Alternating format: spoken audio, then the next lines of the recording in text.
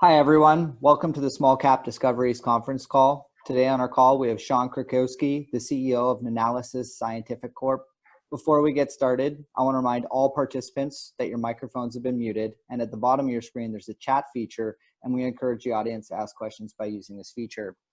Nanalysis trades on the TSX Venture under the symbol NSCI and on the OTC under the symbol NSCI-F. The company is trading at about 46 cents with roughly 66 million shares outstanding, or about a $30 million market cap. I'd now like to hand it over to Paul Andriola. Awesome, thanks, Trav. Yeah, pleasure to have Sean Krakiwsky with us today. The company is Nanalysis, as Trevor mentioned. The format today is going to be slightly different. We're going to have Sean introduce the company and then go through a slide deck. And then once he's done, we will follow up with my prepared questions. And of course, as usual, love to have the audience give us their questions as well. So on that point, Sean, I want to thank you for joining us. And we'd love to know more about what you guys are up to and what the future looks like for you. Take it away, Sean. Thanks very much, Paul. Really appreciate it. So I'm just going to share my screen here and pull up the slide deck. So maybe, Paul, if you could just confirm that you can see my slide deck. Everything looks good. You bet. Okay, thank you. Yeah. So I'm the founder as well as the CEO of Nanalysis Scientific, and we're positioned to be the global leader in MRI for industrial applications.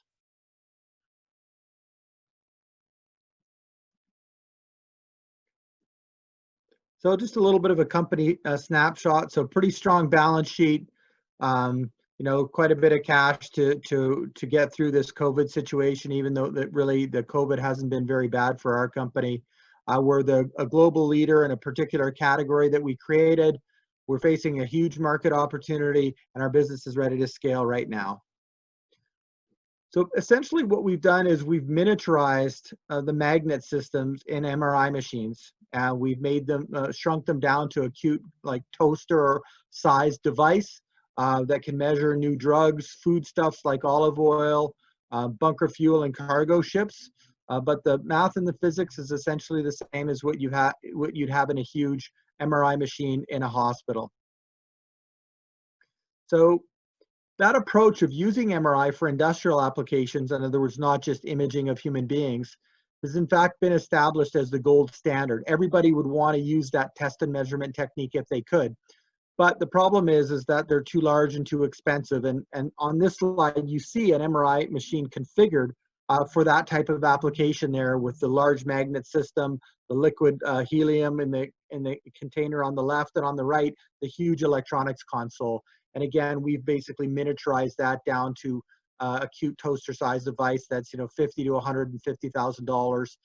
It's analogous to when there was mainframe computers, and then one day somebody showed up with a PC, and many people said, sort of, why would you do that? So we believe that the miniaturization as well as the application of this is going to drive the market quite a bit higher than it is now. Here's a look at some of our customers. We've sold almost 800 of these machines over the years, so we're way beyond the pre-revenue stage. We sell to the biggest companies in the world, as well as two-person little biotech startups. We sell to universities. We sell to government labs. The United States is our biggest and best market, but we also do very well in Japan, UK, Germany, as well as the developing world like Indonesia and Chile and Argentina and so on. It's a huge market opportunity. So over $65 billion per year is spent on test and measuring hardware and associated technology. I want to emphasize that this pie excludes money that's spent on MRI machines in hospital. This is a totally different pie. Right now, our particular technique, both the big machines and the small machines, is over 900 million per year.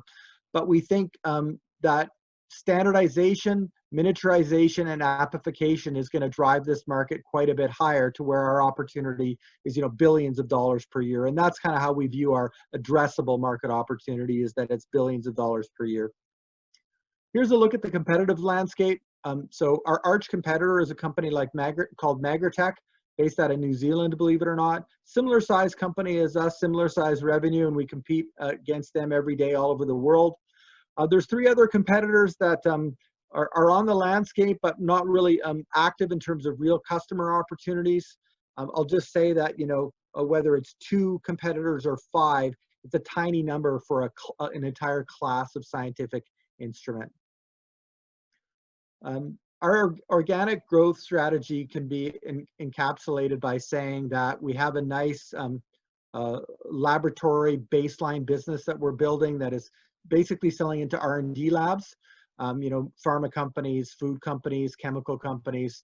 And we're in the process now of assessing about a dozen different vertical markets where our objective is to go deep into those vertical markets with OEM partners that are going to drive higher volumes. So we've publicly announced relationships with Bosch to analyze bunker fuel on cargo ships, to look at illicit drugs in mobile police vans and borders with a German police entity. And then also looking at chemicals and crude oils with a refinery company called Sartec. So one of the main themes of our organic growth strategy is the application of this technique, namely using MRI to analyze substances. On this slide, the chart on the left is the normal output of the big machines or our small machines. If you're an expert, you can interpret that data, but to go deep in these verticals, and we're all about amplifying this so that it's not a complicated frequency spectrum, but rather a red light or a green light or a check mark or an X, or maybe one number like you know, percent lithium. You know, we have a mining customer called Albemarle who has told us that their users are not experts and they just want to see one number, percent lithium. So we write a little bit of an application on top of the main software, and we just display one number. So that's a critical part of driving adoption and expanding the market for this technique. Here's a look at our current products. And so, Paul, this slide will be slightly different than the ones you've seen in the past for our company. And it's because we just closed our first acquisition. And so the products that are sort of on the left-hand side of this are products that we developed ourselves. It's our flagship technology. It's where our patents are associated with, and it's these miniature MRI machines.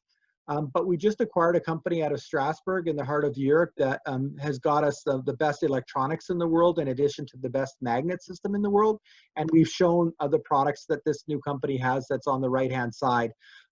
They're not really to scale in terms of the physical size of these instruments. So the Pulse product there on the right is about the size of not so much a toaster, but rather a microwave oven. So a little bit bigger than ours. And we're targeting the large NMR installations worldwide. There's about 10,000 of these installations, and most of their electronics are going obsolete. And then the one company in that space called Bruker has essentially a monopoly, and so they're gouging customers to replace their existing electronics in installations where the magnet is working fine. So with about 70% gross margins, we can offer the same replacement electronics at a much better price. And then the technology synergy is that the heart of their electronics is also the heart of our electronics. But it gives us a broader product portfolio as we expand our sales organization, both direct and distributors, and gives us an opportunity to increase our top line. So we also have an M&A strategy, which is the main reason why we went public. It wasn't just to raise money; it was because we wanted a public currency to buy companies in, you know, roughly 50% shares. We just closed our first acquisition, as I mentioned, in March. It's a company that's been doing, you know, 3.5 million Canadian in revenue for the last several years. So, you know, investors could expect that type of a top line accretion to our company going forward. We also have several other companies that we're in negotiations to buy. It's not a roll-up, as I've mentioned many times. It's putting together complementary companies to make a bigger company with critical mass faster than we could organically. it's likely that the next acquisition will be pure sales and distribution and give us full coverage in the United States, where we currently have 5 people, but really to have full coverage in the United States, especially as we move more towards the application of our products and have a broader product line. You know, you need like 30, 35 people to have full coverage in the United States. So that's something that we're eyeing going forward. Here's a look at our management team. It's just a fabulously talented management team. Little bit about myself, background. I'm a technology startup guy, so this is my 3rd tech startup. By education, I have a master's degree in electrical engineering, but I've been on the business and finance side my whole career, which is about 25 years.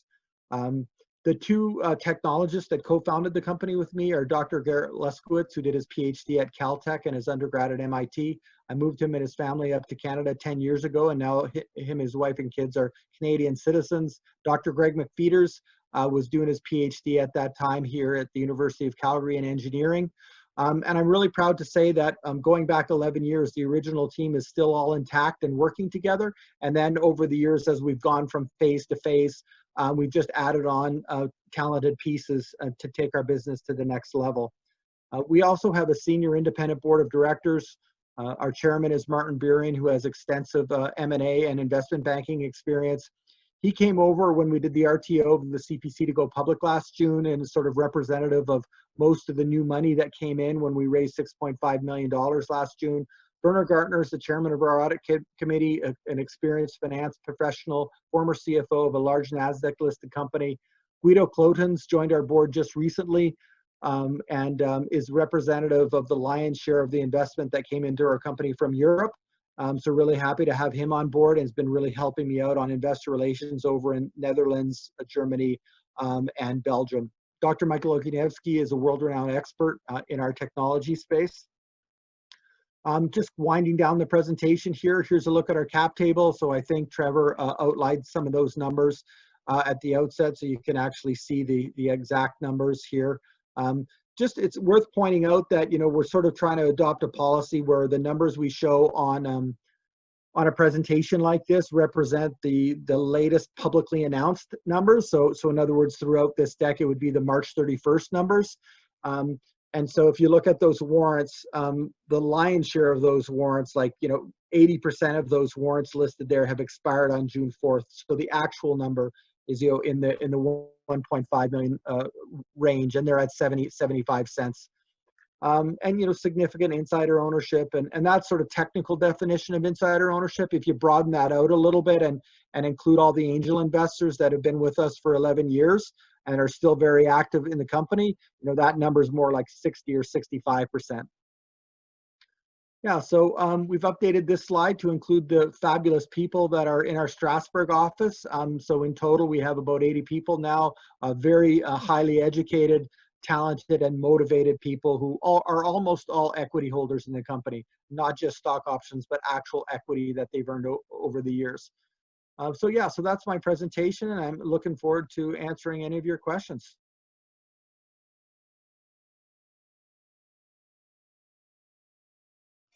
Perfect. Thanks, Sean. Why don't we start with the acquisition you did make? Give us a sense of some of the metrics, or, you know, really any of the revenues that came with it, and where you see synergies from the acquisition. Yeah, so you know, our company's not, you know, giving guidance now, but I think we mentioned in a press release that this is a company that has been doing about 2.5 million euros per year the last couple of years. And so certainly we expect that kind of top line to be added to our top line going forward. And of course, we think we can drive growth. We think we can drive growth that they couldn't do as a small tech startup on their own. So, you know, that's, you know, well over 3 million Canadian. And so, you know, in one sense, it was a technology tuck-in in that as we went to our new product that we've been developing organically, we had a classic buy-build decision with regards to our electronics. And it would have cost us a couple $1 million and probably 24 months to develop the electronics ourselves. And then, so instead, we made the decision to essentially buy the electronics from this small company in Strasbourg that's founded by a guy who worked for Bruker for many, many years, and had a great electronics platform, to complement our magnet platform, where we're the best in the world at. And incidentally, the magnet platform is the one that's most difficult to miniaturize. That's really the innovation here in terms of miniaturization. And so when we decided to buy their electronics platform, we determined that buying the entire company was going to be about the same price as getting full control of the technology. This isn't Texas Instruments where you're just going to treat them like a vendor, right? I mean, if you're going to embed their technology into your product, you got to get full control of it. And so it was in those sort of technology licensing discussions that we said, you know what, why don't we just merge and become a stronger company, have a broader product portfolio. They had some products that they hadn't quite finished yet, but were about to, and they don't really have manufacturing capability. So that's another synergy. We've started to manufacture all their components, including their electronics and their like the boards, the population of the electronics boards, as well as the enclosures. So we've taken over full manufacturing. So that's another synergy. As a tech startup, they didn't really have any of the infrastructure in place to scale. Certainly don't know how to raise money, and so a lot of synergies along those lines. So a technology tuck-in, and in sort of the simplest sense, but really a lot of broader synergies on top of that. And yeah, we think that a significant part of our top line over the next several years is going to come from their side of the business. Mm-hmm. Cool.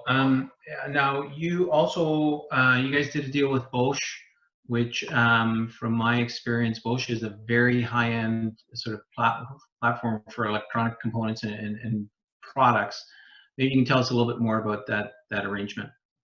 Sure. So Bosch actually approached us a couple of years ago and initiated discussions. The group that we're working with in Bosch is a group that makes high-end fuel injection systems for large engines. So including large engines like made by Rolls-Royce and Cummins that go into cargo ships.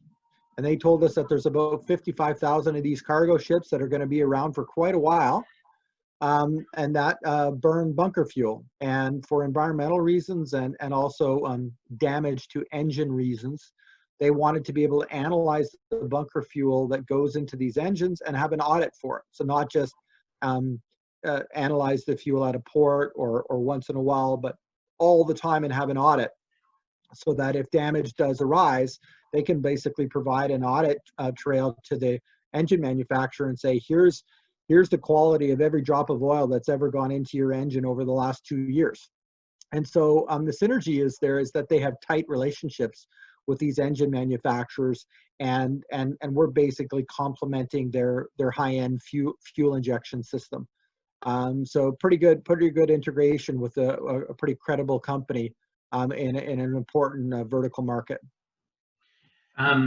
Let's take it all the way back a little bit more. Early on, you sort of described what the product and the business really does. You guys have been able to really miniaturize something that was much larger, much more expensive. And give us again a little bit more sense of scale, because I remember you telling me once you basically take a product that would usually take up a whole room, and now you put it on somebody's desk, and the increase in applications because of the mobility and the size, you've really opened up a brand new market here that didn't exist before.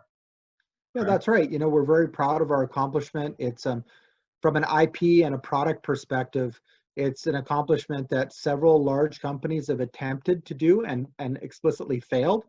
Then those companies have tried to buy us several times, and we've told them we're not for sale, we're growing a business. Yeah, again, I think the best analogy to sort of not only have people listen to what I say, but also to sort of think about it on their own and form their own opinions independently, is to think about when the first personal computer was launched. And, most people said, well, why would you do that? There's no market for that. And then they would ask, the naysayers would ask questions like, well, is this personal computer faster than that $10 million mainframe? And the guy who invented it kind of was like, well, in other words, that's not the point. Mm-hmm. The point is that you can move it around, you can lift it up, you can put it in an office, you can develop new software for it, you can develop games for it, you can do all this stuff that really aren't feasible when it's in a when it's a mainframe environment. So just imagine the question and answers that would have occurred between those two entities, mainframe and personal computers. It's exactly the same in our world, in that we're opening up all kinds of development opportunities. People can write apps for this. People can drive it around in a mobile lab. People can put it in a cargo ship. You know, all these kinds of things. It's safe, right? You know, like my 9-year-old daughter uses it to analyze olive oil and said, "Mommy, this is what the NMR spectrum of olive oil looks like." So, you know, if 9-year-old girls can use it, that's just, you know, pretty indicative of how widely it can be used by all kinds of people that, you know, come up to me every day and say, "Wow, I didn't know NMR could be so small."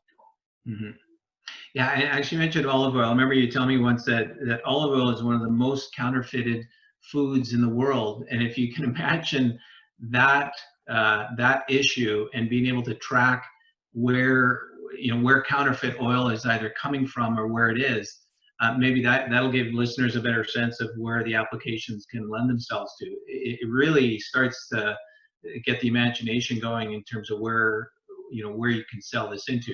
Now, you guys, you sell into the food industry, you sell into the drug industry, the police enforcement industry. I mean, is there any new markets you can see opening up for you guys?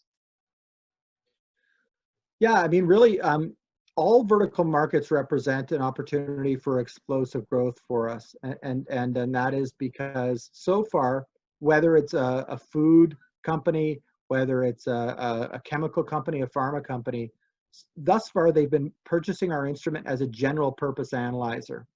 And so where you're going to see explosive growth and where you're going to see new and different types of market opportunities is when we start partnering with people who are experts in that vertical, and they're branding our product not as a general purpose analyzer, but as like specific to one application. So one of the things that I don't mention very often, but it's come up recently, so it's sort of at the front of my mind right now, is that this technique is non-destructive. So other types of techniques that are used, you know, bombard the particle or the substance being analyzed with particles, and they either destroy it or they alter it. You know, magnetic resonance is unique, and that's why it's used on human beings. It's unique in that you can put something rare and precious inside the machine, and you're not putting that substance in danger at all. And so if you think about it, one of the applications that come up recently is analysis of live tissue, including embryos, like human embryos. And so you can put a human embryo and analyze it with magnetic resonance, and you're not in danger of affecting the tissue at all in any way. So it's a huge advantage of us, and it's another opportunity of how we're opening up our platform to work with experts in with certain types of backgrounds who are going to develop new products for us. And so investors really haven't seen the fruit of a lot of this activity, but we've been building up these opportunities for years, and I'm confident that in the next 18 months, investors are going to see, you know, the fruits of our labors in that regard. Fantastic.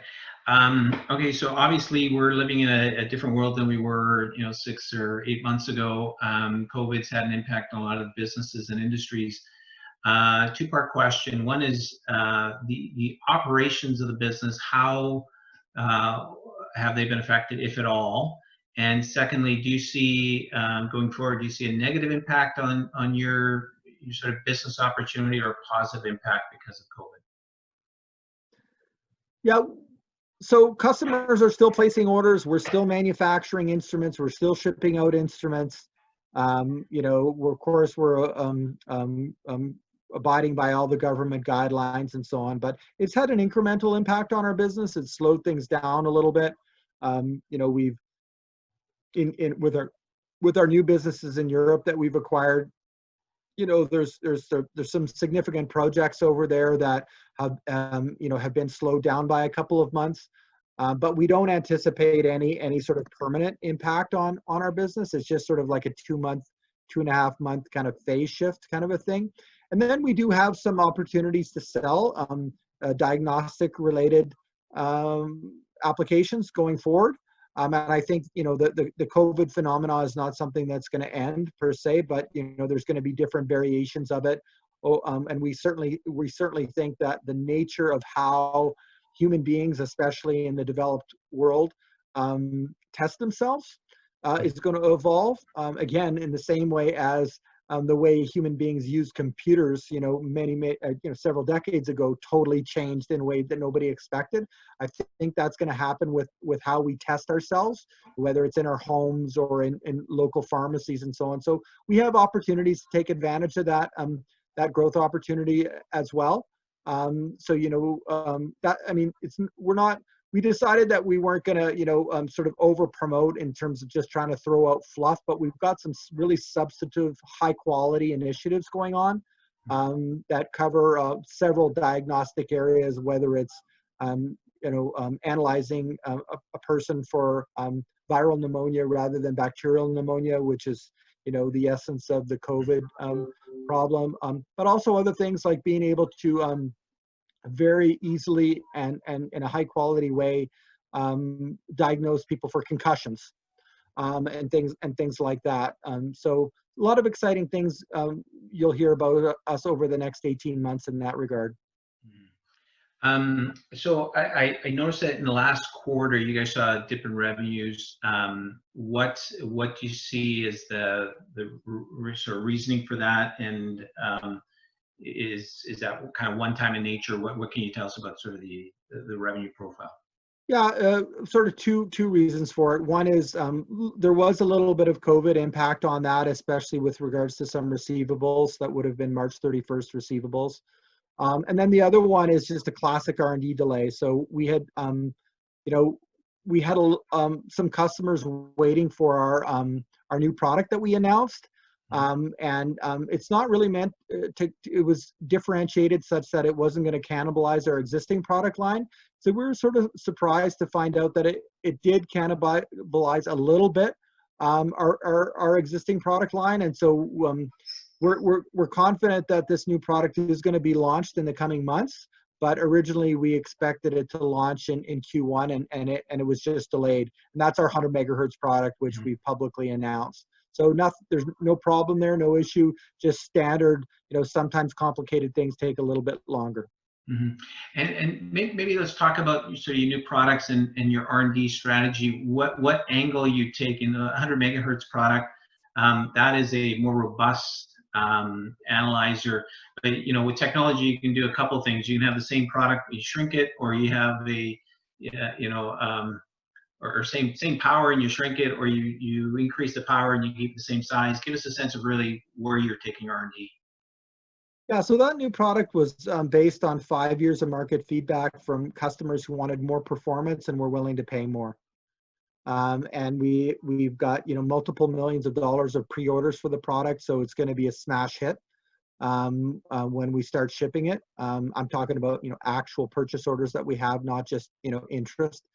And it is one of the cultures that was established by the Bruker, the large NMR manufacturer, is that bigger and more expensive is better. So until we actually really have the application part of our business take off in vertical markets with the OEM partners, we're sort of that culture of bigger and more expensive, is something that is pertinent to our business as well. So yeah, we decided to launch a higher end product. We will be going down market as well, especially for places like India and so on, where there's a demand for a cheaper product, like a $19,000 product, and they don't require as much performance. So over the years, you'll see us continue to go up market, but we'll also go down market. Okay. Okay, so you've been public for what, roughly a year now, maybe a little bit more? Yeah, 12 months. Tell us, how did you find that experience, and what has the public markets really done for the business? Yeah, so it's sort of what was expected amongst our board and management. So no big surprises. I've got public company experience, so there was nothing new that I needed to learn or anything like that. As same with our CFO. And so I guess really we haven't felt the impact of it yet. Is that our strategy was to really get the investor community excited, and then do more acquisitions and minimize dilution, and then really sort of create kind of a self-fulfilling prophecy kind of environment with the ability to raise large amounts of money at higher stock prices. And if you look at our chart from say January and February, you'll see that everything was working. The financial community really loved the story, and we had some great momentum backed up by substance. And then COVID hit, and then things changed, for a lot of companies. So basically, that's what our objective is. And if it weren't for COVID, I'd be doing an OTC roadshow right now, and really trying to get investors in the United States excited. And that's still the plan. And we still have several more acquisitions that we want to make. And we think we can grow a gigantic business over the next 5 years. But it's treating a business holistically, right? So, not just a technology company, but technology, sales, distribution, HR, and we view investors, the investor community, as just part of the team. And so that's kind of been put on hold a little bit, but we expect to be able to resurrect it here in the next couple of months. Fantastic. So you mentioned, so you guys are OTC listed, or OTCQX, I see, so that's cool. So one of the things I like is that you guys have some pretty significant name brand clients. How do you see your sales approach into those markets? And by that I mean, I can see your business being one where if you get into sort of one division at a major multinational, it should be a little bit easier to sort of break into the other either locations or divisions. Is that the case here? Yeah, that is the case. Okay. And we haven't had as much success at doing that as we would like. And again, it harkens back to this idea of application. So, R&D type customers are willing to use it as a scientific instrument and analyze many things. But to really make it take off within an enterprise, whether it's BASF, whether it's DuPont, Eli Lilly, Pfizer, it's evolution of the application. And it's the same thing that's happened with other types of instruments that have gone from very large, complicated, expensive down to benchtop instruments, is that the specific applications got developed as well. And so we're working with a lot of third-party application developers to make that happen. And that's when you're going to see us have more success in the enterprise with repeat business. Fantastic. Now, one of the things that's really important to note is you guys this product is really a made in Canada product, is it not? It is, absolutely. So, I mean, we've hired some smart people a long time ago and moved them to Canada. But yeah, it's the intellectual property, the technology platform, and it is a technology platform upon which many products have been built on top of, and that has been that idea has really been enhanced with the acquisition of RS2D. Their technology has been embedded in our technology platform, as well as the application, the chemistry application knowledge that goes along with the hardware and software technology is a critical part of our platform as well. And it's all been developed right here in Calgary. Mm-hmm. Mm-hmm. Oh, fantastic. So you have very little. What's the word? Very little concern with products being shipped in from China or some of these other areas. Most of your core products, most of your core, core products and supply is all in-house. So you control that piece of it. Absolutely, and that was a critical part of the business when I started. Is that I wanted to. I didn't want to over-specify raw components, because that's tantamount to pushing out IP to vendors. Mm-hmm. I wanted to buy only off-the-shelf raw components that I could get from multiple vendors, and then any complexity I wanted to keep that in-house. And so we succeeded at that. So it is full-blown manufacturing. It's not just final assembly and then slap a little bit of software on top of it.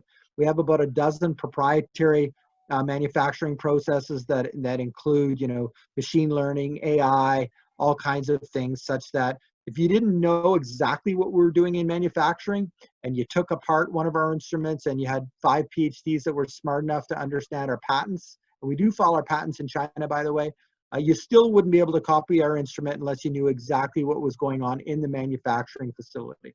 Mhm. Now, the business model here, you guys sell hardware, but there's a software component. Is there any recurring revenue you generate from sales to clients? Right now, our strategy is to market it as sort of maintenance, quote unquote, maintenance free, kind of no fuss, no muss. And that's because we're trying to drive adoption and build out our installed base. But we do have plans to add on a software as a service recurring revenue model in the future. And the way that would work is that, the basic processing of the data would happen, on the instrument with the existing software. But if you wanted to do more sophisticated analysis, you'd go off onto the cloud and you could pay per use or on a subscription basis, and that would be a SaaS model that we would add on. But we haven't launched that part of our business right now, and that's sort of an 18 to 24-month time frame thing. We'll do a little bit of that ourselves, but we're also, eyeing a couple of acquisitions in that regard. Don't help that. Fantastic. Okay, I'm going to throw you a couple more questions, and we'll open it up to the questions from the audience here.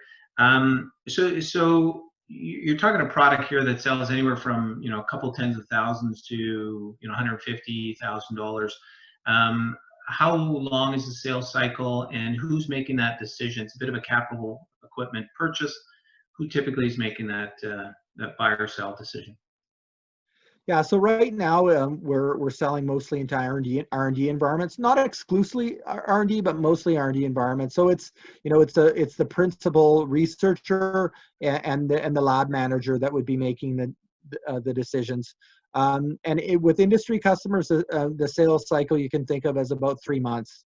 With some academic customers, it's a little bit longer than that, bottlenecked by grant monies.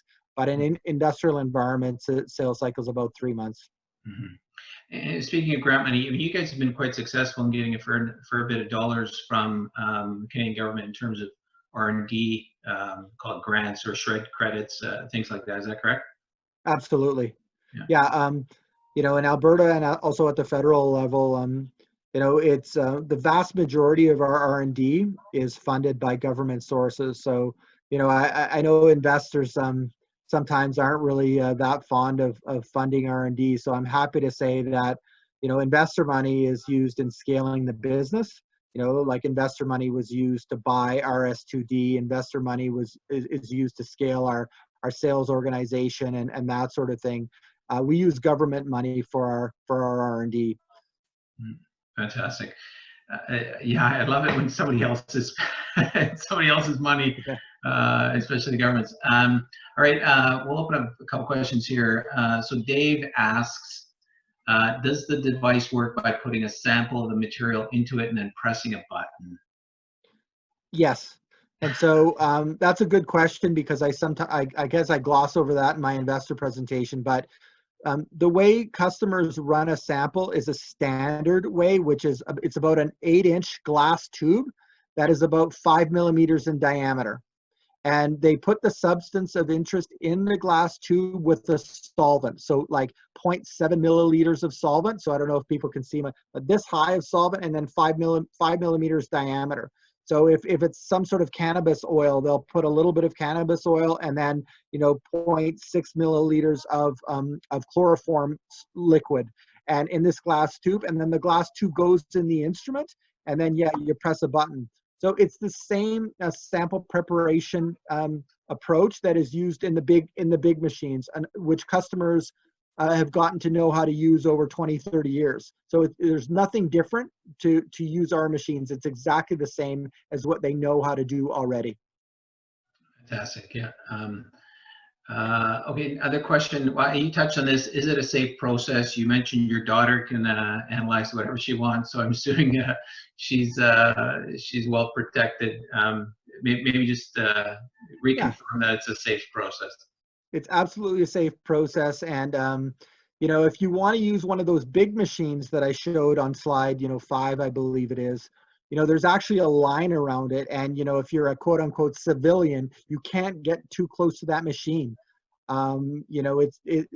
There's danger involved. But with our machine, you can, if you wanted to, you can pick it up and put it in your car, take it home and put it in your kitchen. And so there's no safety issues whatsoever. Sometimes the terminology of the product makes people think that there's radiation or something. There's absolutely none. It's just a very, very strong and extremely precise fridge magnet is basically what it amounts to. But the magnetic field is entirely inside the enclosure.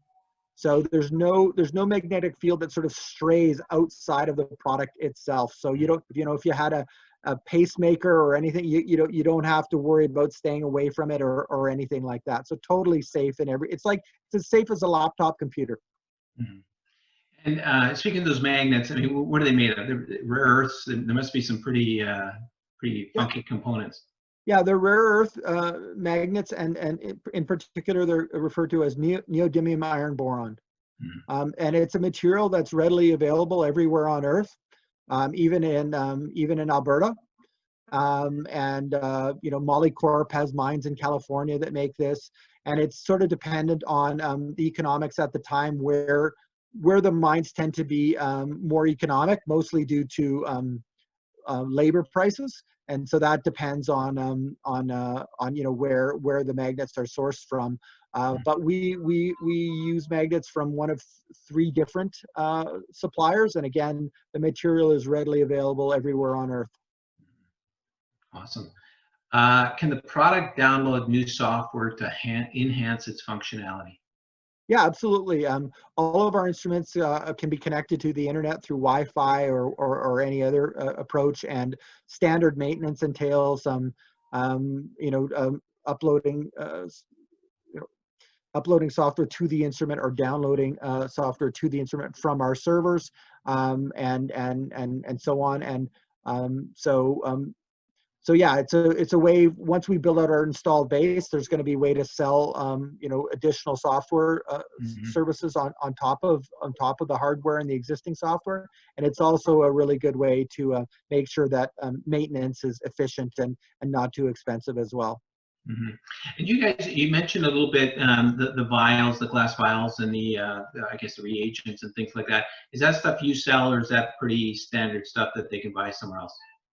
Yeah, just to be precise, I understand that in some types of testing devices, like PCR testing devices made by Abbott Labs, which people are using to test for COVID right now, there are certain things like reagents, a lot of times pretty expensive reagents that somebody has to pay for, whether they're subsidized or not. With magnetic resonance, there are no reagents per se. There are solvents, mostly because it's better if the substance is in the liquid state. So if it's a polymer and it's sort of in the solid state, or a powder in the solid state, it's put into the liquid state, but it's solvents, it's not reagents. And yeah, because our marketing strategy is such that we're trying to drive widespread adoption of this. So we made sure that there was no proprietary or specific sample preparation approach. There are opportunities for a consumable business on top of this to make the data more precise. And we do have plans for that, but right now it's no fuss, no muss. We tell the customers there's nothing special you need to do. You just do it the normal way you do it if you were sending your sample away, waiting 3 days from a big machine. Okay. So Dave's asked another question here in regards to sort of the manufacture of the product, or specifically the question is it capital intensive to build the product? I guess your new product right now, how much R&D and how much real sort of money goes into developing a new product like your 100 megahertz? Yeah, quite a bit of money has gone into and we haven't. It's on the same technology platform as our 60 megahertz, so it's not a totally separate amount. But gosh, over 11 years, I mean, we've spent a lot of money on R&D. I don't know what the exact number is, but I don't know, it's like 35 million, 40 million, 50 million, something like that, over the 11 years. Our budgets were pretty small in the early days, but But again, nowadays, in the early days, that was funded by our angel investors. But nowadays, it's more funded by the government, and we have an operating business. There might have been a part of that question that was like, well, how much does it cost to manufacture an instrument? And I think, we've shown that our gross margins are 65% or higher. So that kind of gives you a glimpse of what the costs are per instrument. We've, and this is related to one of your other questions too, but we're very proud of our manufacturing facility. We've invested a lot in it. It's an important part of being able to release a product. Is you can't just do the R&D, you have to be able to manufacture these things.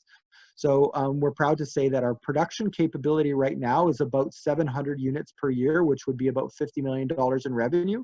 So we've already sort of pre-built, we haven't staffed it with all, we'd have to bring in about 5 more technicians to build 700 units per year. But in terms of the equipment, in terms of the processes, if you visited our facility in Calgary, you would see a facility that can do 700 units per year. And then if we needed to double or triple that, like Bosch has told us they want to buy thousands of units per year from us. So if we had to, it would be like a $500,000 expenditure if we needed to go to say 2,500 units per year, which we could easily cash flow on our own. Mm-hmm. That's great. So you guys have about $5 million on the balance sheet, I think, as you said on the slide deck. You have mentioned you've got some acquisitions lined up.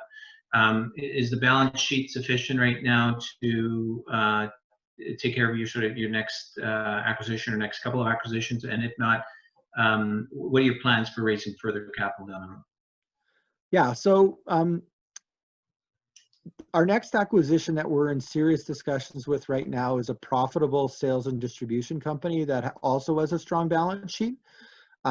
So there would not be any cash outlay to buy this business, net cash outlay anyways. They would basically pay themselves a little bit of cash from their own balance sheet. And then for the rest of it, they would cut shares. And so the philosophy is, the founder of that company is a guy I've known for a long time, and he wants to work side by side with me for 5 years to 10 times the value of that paper. So it's basically a share swap, and then let's make it worth a lot more money. Because it's not a manufacturing or technology type of business, but again, pure sales and distribution, the way he's run it for the last 20 years, it's by definition is profitable. And so he kind of, the way he sells third-party equipment, if they were to ever pull the business from him, he basically gives them back the sales reps that he has. And then if a new manufacturer asks him to start representing a product, that a lot of times they provide him with the salespeople that they don't want to keep in their organization. So he's proven over 20 years that he can run it at positive EBITDA every single year. And the synergy is that for all these products that he's selling, they're knocking on the same doors as we would be knocking on if we had 30 people selling in the United States right now. So the way I view it, it's like getting a sales organization for free. Now they're, that assuming you're smart enough to be able to manage the business and deal with the details. But of course we think we are. So that's how we view it. Paying less than one-time sales. So, on that multiple, highly accretive to the business. And we really need a group like that to sell the new products that we've taken on from our S2D, namely that Pulse console. There's about 4,000 of those installations in the United States that need to be systematically approached and just given a one-page brochure and just, how's your electronics console? Does it need to be replaced? How's Bruker treating you? And so this acquisition would be the group that does that for us. And then after about a year, they would start selling our benchtop instruments. So we're really excited about it. Haven't finalized the negotiations, but it's a guy that we've been talking about doing a deal with for, probably about 5 years actually, and the timing just has never been right. But the timing is right now. So we think it's we think investors are gonna be really excited about it. To be honest, the only reason why it's not closed already, or at least letter of intent signed and in the middle of of closing is because of COVID-19. That's the only reason. And it's because we're a little bit uncomfortable with the dilution involved right now, where our stock is at 45 cents rather than, where it was on February 28th, which is, around 80 cents. Yeah, but we'll find a way to get it done. Yeah, cool. Okay, we'll take this one last question and then we'll sort of let you wrap it up here. But you touched a little bit on your competition. I think it's Magritech is your closest competitor of sort of functionally selling this sort of size. And then you got the big players that you kind of bump up against with the Brooker and some of those players. What makes you better than them? Yeah, the main thing that makes us better is that we have an incredible group of people that have, for 11 years, have done nothing but eat, sleep, and breathe this technology, which is the only way you can make it work. And then also we were smart enough to focus in on the most important item, which is the magnet system. So if you look at our arch competitor, Magritech, and you compare sort of apples to apples, their product is 2.5 times the size of ours. And that's because they diluted their energy across magnet, electronics, and software. Whereas for the first 10 years, we focused solely on the magnet system. And yeah, and that's why we have the smallest, cutest, cheapest in terms of cost of goods sold, best gross margins product. And then once we mastered that part of the technology platform and product, then we went out and we said, okay, now we need to catch up a little bit on the electronic side. So we did an acquisition. So that was the right thing to do. And if you saw our product and their product right in front of you, you'd say, wow, the Nanalysis product is awesome. Theirs, you'd say it's a little bit of a monstrosity. It's because they didn't focus on miniaturizing the magnet system, which is the hard part. For sure. You guys smell like a perfect takeover target. You can see you guys have spent $30–40 million in sort of perfecting a product. Sounds like you've got a best-in-class product right now. You're starting to grow your business. You did mention that one industry participant's already tried to buy you guys out. Is that the goal, eventually, to be bought out? No. If somebody wants to take us out on the open market, knock yourself out. If they tried to do that today, the stock price would skyrocket. We have solid support across, 60, 65, 70% of the shares owned, and they do not want to sell. They're the main reason why we didn't exit, over a year ago when we had our third opportunity. So your real question is, what's the exit strategy, especially for investors? So our corporate strategy right now is to graduate to the big board on the TSX, possibly one of the lower boards on the NASDAQ, although at least the big board on the TSX, to do several more acquisitions before then that get us to like a $250–300 million market cap, and to go on the big board and do a big money raise with full institutional support. And although this is a bit unorthodox and I haven't converted everybody to my belief yet, we want to offer, when we graduate to the big board, we want to start trading with a dividend. And then that's going to give true liquidity for any existing shareholders.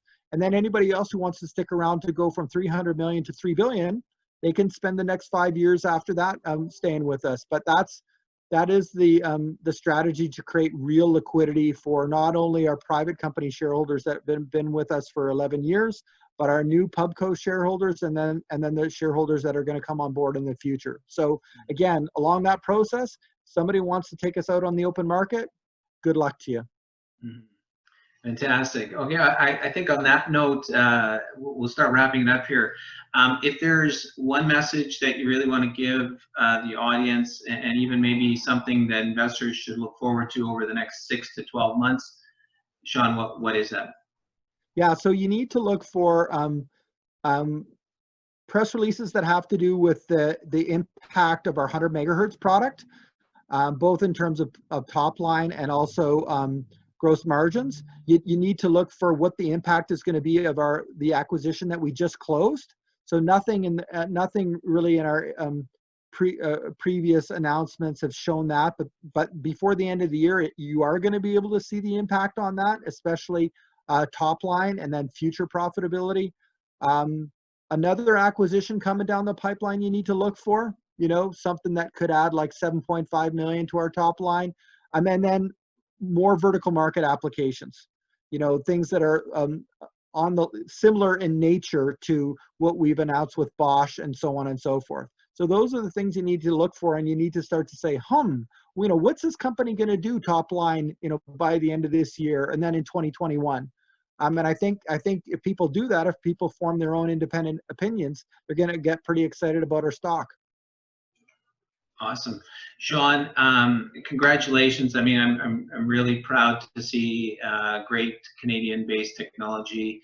I wish you a lot of success. I really am cheering on for a lot of companies such as yourself. A true Canadian story with market-leading technology. I want to thank you for this opportunity to talk to you today. I certainly want to thank the audience for listening. I'm going to hand this over to Trevor and let Trevor take it from there. Thanks very much, Paul. Appreciate it. Perfect. And once again, also thank you very much, Sean. And before we sign off, where can investors find more information about the company? Like, what is your website? Our website is www.nanalysis.com, and then you can just click on the investors button. So Nanalysis is like the word analysis, but with an N in the front, NANALYSIS.com. And if our investors have any more questions about the company, who should they contact, and how can they get a hold of you guys? Yeah, so probably the easiest way is just to send an email to IR for investor relations. So IR@nanalysis.com. And both Matt Sellers, our IR manager, and I will see those emails, and we'll get back to you right away. And we always relish the opportunity to speak to any investors. Perfect. Well, thanks again, Sean, and looking forward to future milestones, acquisitions, and financial results from the company, and hoping we can do another one of these again in the future. Thanks very much, Trevor. Appreciate the opportunity. Perfect. Thanks, Sean.